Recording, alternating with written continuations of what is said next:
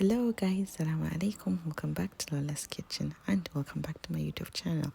If this is your first time, welcome.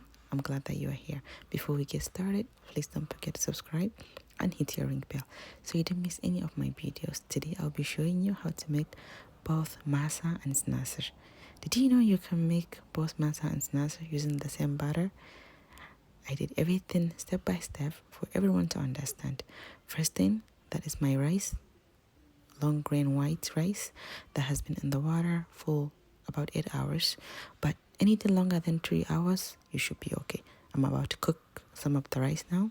Anyways, check down below for the exact measurements of everything, and I hope you will enjoy this video as much as I enjoy making Masa and Sinasir.